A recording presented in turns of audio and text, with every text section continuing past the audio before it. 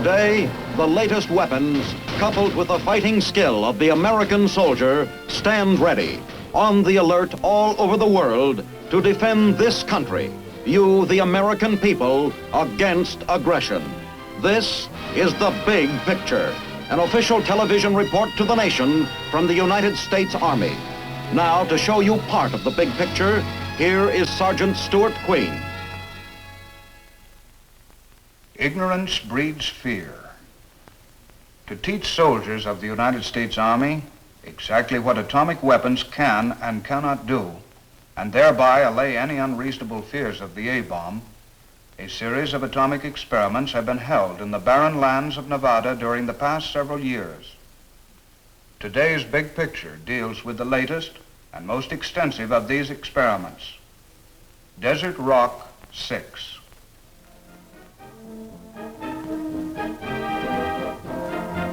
In the spring of 1945, victory in Europe terminated a slow, painful war in the Old World.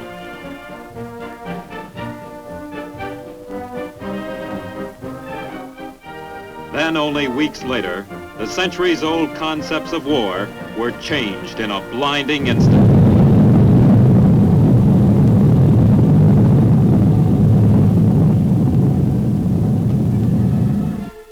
Here at Hiroshima was felt the awful impact of man's new, mightiest weapon, the A-bomb. Accompanying the blast were searing heat and atomic radiation, a word in effect new to most of the world's population. In the ensuing years, both the lethal power of the atom and the means of delivering it were improved.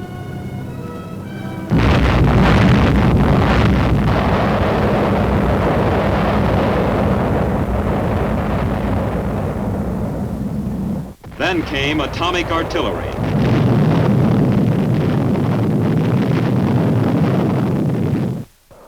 Research and development in several areas promise more powerful warheads, longer-reaching weapons, and simultaneously reduce the defender's chance against them.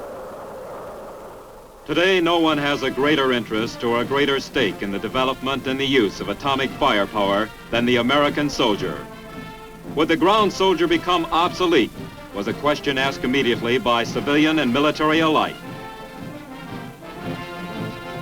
To answer the question and to explore its ramifications, the U.S. Army set up an atomic experiment station at Camp Desert Rock, Nevada. By winter of 1954-55, 31 different atomic devices had been tested.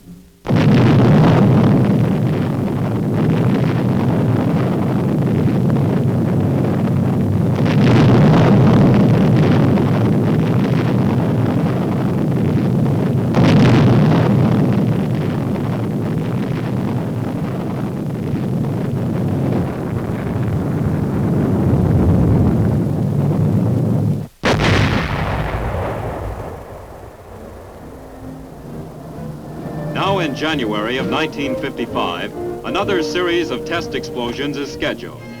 Instructors are prepared to answer the questions uppermost in the minds of every participant. You are here to participate in an atomic maneuver.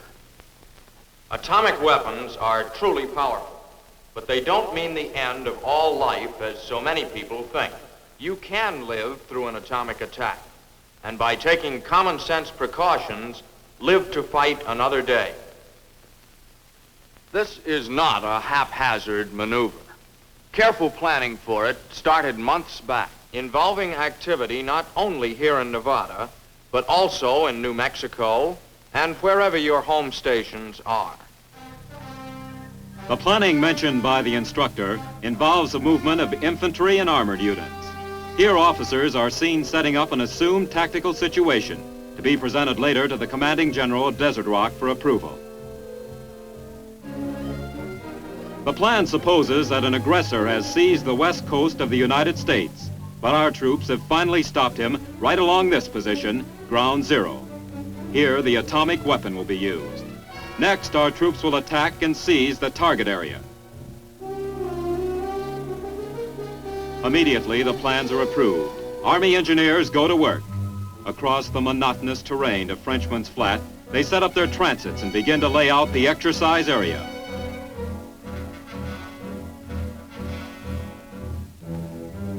A few miles away lies a sandy parcel of land called Ground Zero. No longer an anonymous, desolate stretch of land, Ground Zero is level, then topped with a series of concentric asphalt circles, forming an enormous target. Nearby, Signal Corps men lay communication lines to receive and transmit telephone and teletype messages. At the same time, the enormous task of excavating entrenchments for participating soldiers is underway. A mechanical ditch digger does the initial digging, gouging out trenches and foxholes. Next, the men who will occupy the positions during the blast finish the entrenchments by adding sandbag reinforcement. Don't worry, men. I tried on those foxholes for size myself, many times. They'll be big enough and safe enough to hold 2 infantry soldiers. Let's take a look at a typical atomic explosion. See what happens, and find out what there is to be afraid of and what we don't have to fear. First of all, what's our first inkling that an atomic bomb has gone off? That's a tremendous flash of bluish-white light, many times brighter than the sun, and a lot closer to you. Whether the bomb went off 5 or 55 miles away, you'll know that it has gone off by this light, and that you should take immediate action to protect yourself. As soon as that glare fades, you'll see a ball of fire at the point where the explosion occurred. This fireball turns from white to orange, then to a bright red.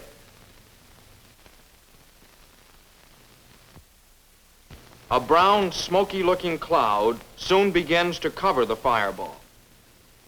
This brown cloud rises very rapidly, and a stem of dust shoots up from the ground to meet it. This mushroom stem is made up of pulverized pieces of the ground below, the target.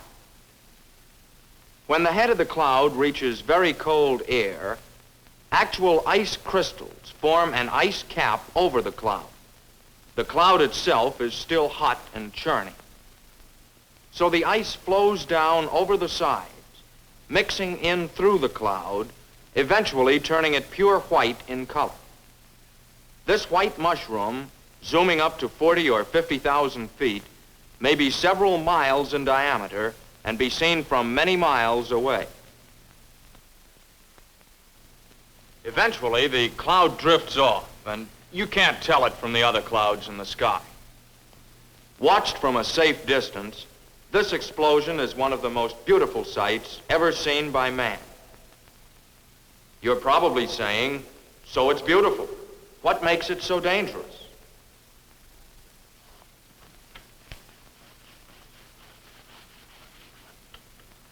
Basically, there are only 3 things to think about: blast,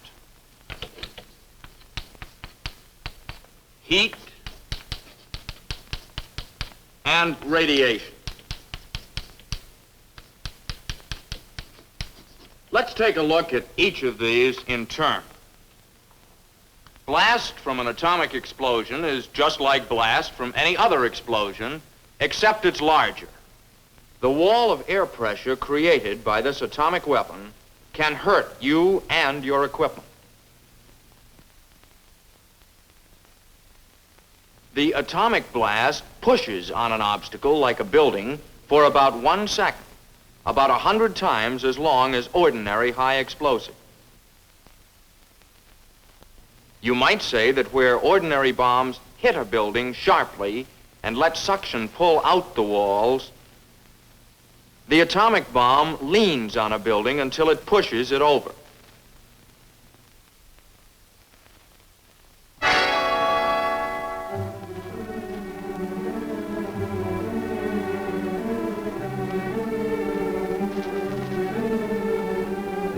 The big worry about blast is being in the way of something that's been caught up in it and thrown at you at hundreds of miles per hour. Or it may pick you up and throw you at a building at the same speed.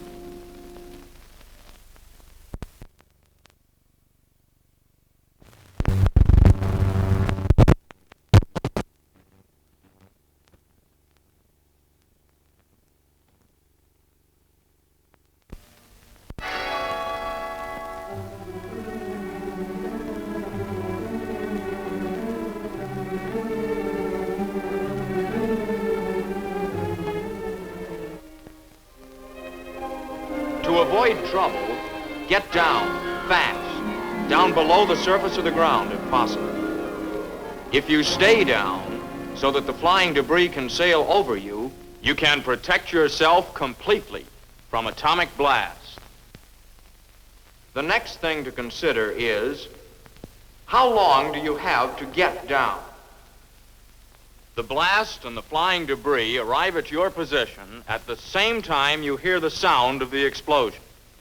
This means roughly about 5 seconds per mile for the shock wave to reach you. At a mile away, you've still got time to get into a hole. When you see that glare, hit the dirt, fast. So much for the blast from an atomic explosion. But what about the heat and flash of the detonation? The fireball is originally more than 1,000 times as hot as the surface of the sun. It sends out heat like a huge oven from the very first instant of detonation, right along with the white light. This heat comes out very rapidly. As a matter of fact, you are burned in the first half second. In the half second it takes for our brains to tell our muscles, A-bomb, take cover, we have already been burned.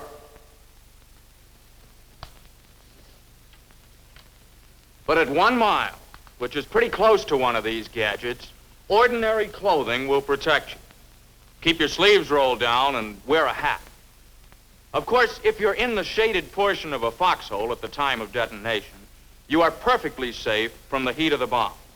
Anything that casts a shadow will protect you. Now, how far away can you be burned? Generally, within 3 miles or so of ground zero. But the weather has a lot to do with burning. Cloudy, rainy, snowy, foggy days will give you greater protection from the heat, and so will a smoke screen. You've heard a lot about blindness from an atomic explosion. I'm sure that all of you have looked at the sun sometime during your lives. When you did, you got spots in front of your eyes. The blindness from the white light of an atomic explosion is a somewhat magnified version of these spots. These spots will go away, and so will normal flash blindness from an atomic explosion. And for you doubting Thomases who are recalling that we told you not to look at that white light, well, the 3 or 4 minutes of sight that you'd lose would prevent you from seeing that magnificent sight immediately afterwards.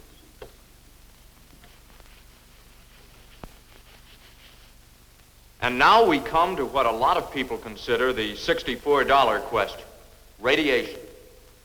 This is the one new effect obtained by the use of an atomic weapon. Truthfully, it's the least important of the 3 effects as far as the soldier on the ground is concerned. Still, radiation affects the body much as an X-ray does. If enough is received, it can be fatal. From an airburst, however, this fatal dose of radiation can be gotten only fairly close to ground zero, with distances practically never exceeding 1 mile. Since buildings are destroyed by blast out to a couple of miles, and burning occurs maybe 3 miles away, you can see the radius of fatal radiation is much less. Radiation from the bomb comes in 4 forms. First, the alpha particle, or nucleus of the helium gas atom. Then the beta particle, or high-speed electron. Next, the gamma ray, or energetic X-ray. And finally, the neutron. Only the last 2, the gamma ray and the neutron, travel far enough to be considered in their effect on the human body. These radiations can be stopped by thick substances. Steel, concrete, and ordinary dirt offer good protection. As a matter of fact, 1 inch of steel, 4 inches of concrete, or 5 inches of dirt will cut out nearly half the radiation you would otherwise receive. Half of this airburst radiation occurs during the first second, the remaining half during the next 89 seconds. So the radiation hazard on the ground is over 90 seconds after the bomb goes off in the air. If you are above ground and get under at the end of 1 second, you can miss half the radiation completely. So, your best available protection from radiation is doing what you do to avoid debris hurtling toward you. You can't feel it, smell it, or taste it. Film badges and dosimeters issued to you enable the radiological safety monitor in your unit to read the amount of your exposure. Early the following day, the troops passed through the checkpoint to begin a 30-mile orientation drive. Their destination, Ground Zero. On the way, they passed the control center, a building of many vital functions. During the critical minutes before and after the atomic explosion, the control center communicates with Army personnel in the forward area. By remote control, the center operates hundreds of scientific instruments positioned near Ground Zero. Many of the instruments are protected and cared for in shelters.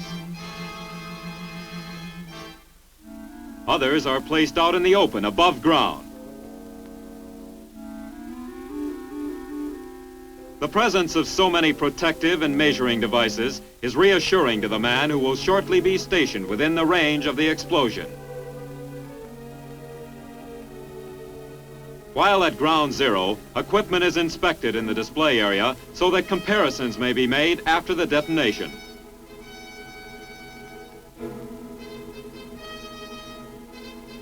Not only will tests show the effects of atomic weapons on ground troops, but they will indicate the effects on military equipment and buildings.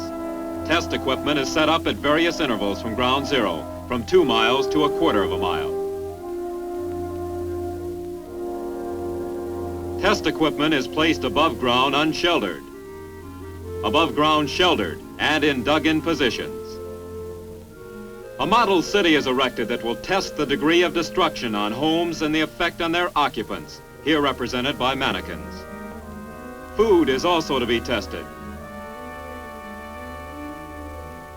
Meanwhile, advancing from the south are the tanks comprising Task Force Razor, 55 M48, supported by more than 200 other vehicles. For 3 days, the men and machines have been traveling through the wastelands of the Mojave and the Death Valley deserts. Once it reaches the detonation area, Task Force Razor will pause briefly for the explosion, then move forward to encounter and subdue a ghost battalion entrenched in the target area.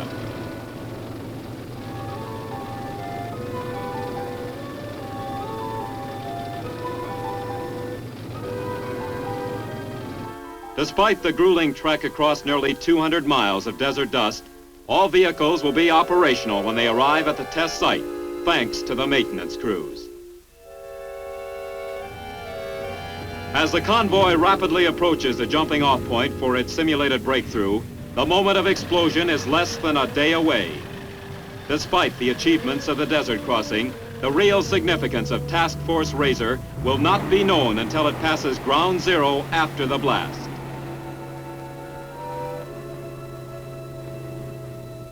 Night falls swiftly at Desert Rock, the tension and the excitement mounting. For some of the participating troops, nearby Las Vegas offers an evening's entertainment, a distinct but equally stimulating change from the preparations for the atomic blast. The weekly free show sponsored by the Las Vegas Variety Club comes off on schedule.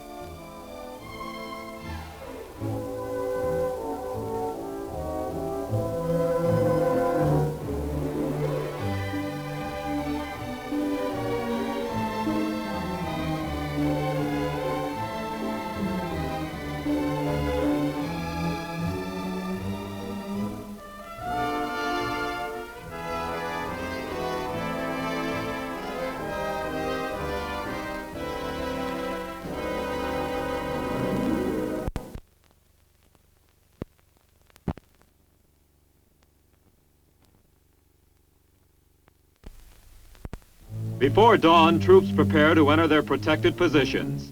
Soon they will join the ranks of more than 30,000 veterans who have taken part in previous Desert Rock exercises. Every man has been thoroughly rehearsed, every position double-checked for safety features.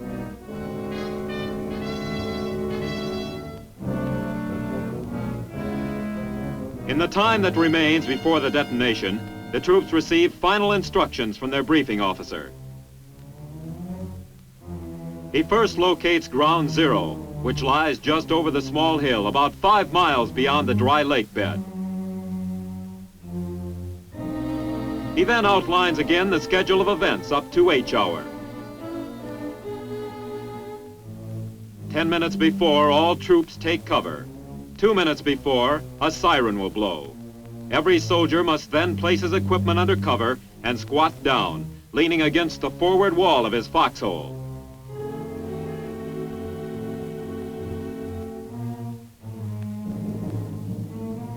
At the proper instant before H hour, rockets will be fired skyward for measuring purposes.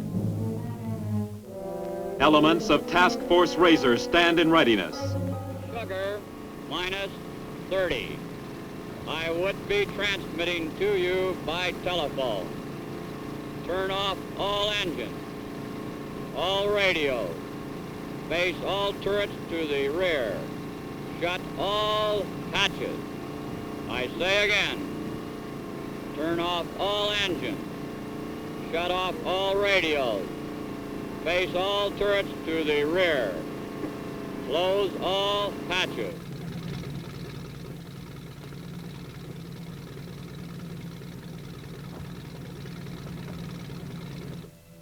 Now the tense waiting comes. The minutes and seconds are slipping by. H hour minus 2 minutes. Minus 2 minutes.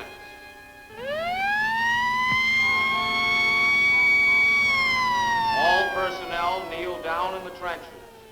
Lean against the forward wall and stay down.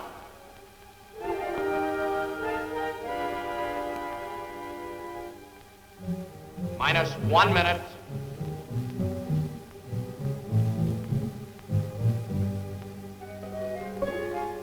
Thirty seconds.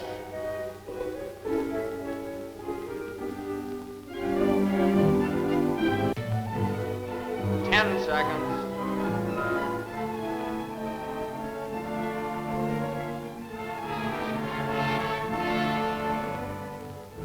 5, 4, 3, 2, 1.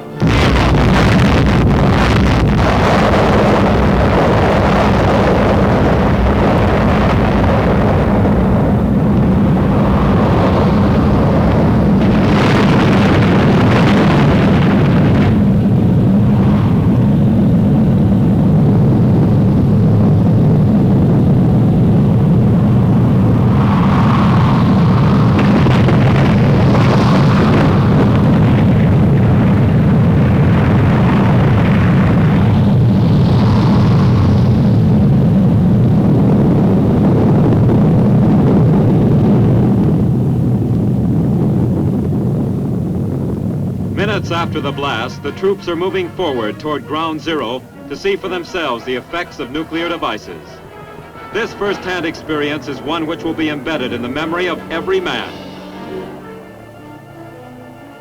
Simultaneously, the tankmen of Task Force Razor are grinding toward Ground Zero and beyond, fighting their way through traps and blocks built and manned by the Ghost Battalion.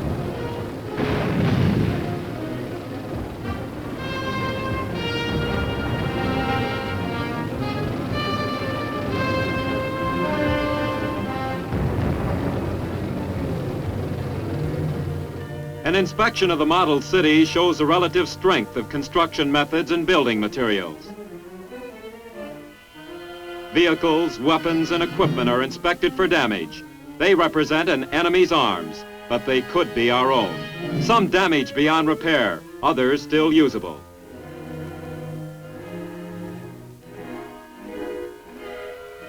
Maintenance and supporting forces are given a taste of nuclear warfare, as well as the men trained for frontline duty. In reality, such decontamination teams would play a vital role in helping to keep our fighting machine intact.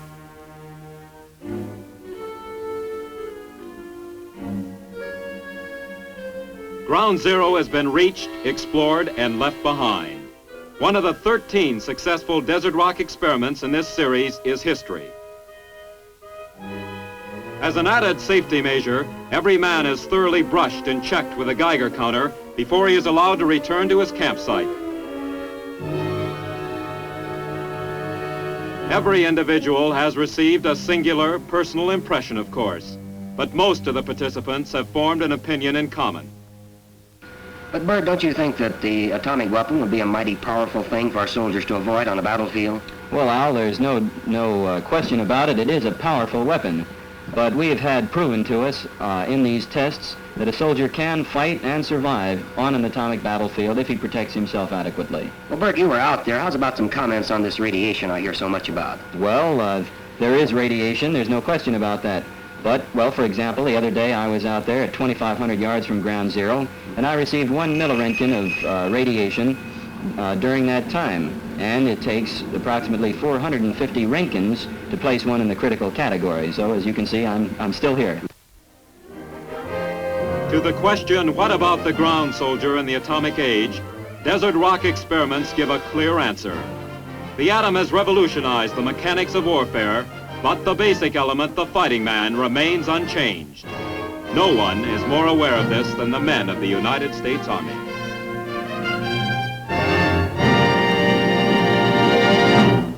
It is historical fact that military weakness is an invitation to aggression. By being prepared, our Army hopes to avoid a future war. But should war come, it may also become historical fact that the war was won in advance, thanks to the experiments and maneuvers held at Camp Desert Rock. Now, this is Sergeant Stuart Queen, inviting you to be with us again next week for another look at your Army in action in the big picture. The Big Picture is a weekly television report to the nation on the activities of the Army at home and overseas. Produced by the Signal Corps Pictorial Center. Presented by the United States Army in cooperation with this station. You too can be an important part of the Big Picture. You can proudly serve with the best equipped, the best trained, the best fighting team in the world today, the United States Army.